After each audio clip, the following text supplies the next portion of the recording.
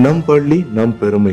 நம் வாழ்வில் எந்த நிலையில் இருந்தாலும் நம் ஆரம்பகால வாழ்க்கை என்பது, ஆரம்பகால கல்வி என்பது, பள்ளிக்கால வாழ்க்கை என்பது என்றும் எப்போதும் மறக்க இயலாது. பள்ளிக்கால நட்பு, பள்ளிக்கால அனுபவம் எந்த காலத்திற்கும் ஈடாகாது. பள்ளிக்கால நண்பனை பல ஆண்டுகள் கழித்து பார்த்தால் ஏற்படுகின்ற ஆனந்தம் இருக்கிறதே, சொல்லி மாளாது. அப்படி ஒரு வாய்ப்பு இப்போது எல்லோரும் சந்திக்க போகிறோம். கொட்டாரம் அரசு மேல்நிலைப் பள்ளியின் நூற்றாண்டு விழா கொண்டாடப்பட இருக்கிறது.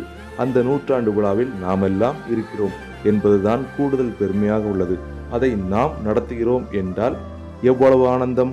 அந்த ஆனந்தம் எனக்கானதா, உனக்கானதா, நம் முன்னாள் மாணவர்களுக்கானது என்பதை நாம் உணர்ந்து கொள்வோம். ஆனால் அதை நடத்துகின்ற பொறுப்பு நம் முன்னாள் மாணவர்கள் சிலர் எடுத்துக்கொண்டார்களே என்றால் அது மிகையாகாது.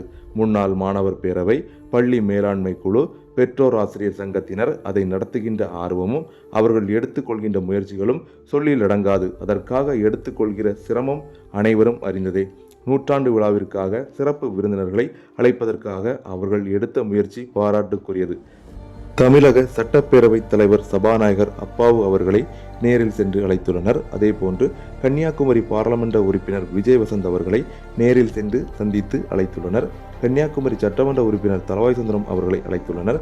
அதேபோன்று மாவட்ட ஆட்சியர் அழகுமீனா அவர்கள், மாவட்ட காவல் கண்காணிப்பாளர் டாக்டர் ஸ்டாலின் அவர்கள், முதன்மை கல்வி அலுவலர் பால தண்டாயுதபாணி அவர்கள், மாவட்ட கல்வி அலுவலர் கிறிஸ்டல் டாய்லெட் அவர்கள், கன்னியாகுமரி பேரூராட்சி செயல் அலுவலர் சகாய முத்தரசி அவர்கள், அப்படி பள்ளிக்கு பெருமை சேர்க்கின்ற வகையில் என்னென்ன செய்ய வேண்டும் என்பதை அவர்கள் ஆராய்ந்து அதற்காக முழு முயற்சியில் ஈடுபட்டு வருகின்றனர். இதற்கெல்லாம் ஈடு நம் பள்ளியின் பெருமையை உலகறிய, ஊரறிய செய்ய வேண்டும் என்ற ஒரே ஆசைதான்.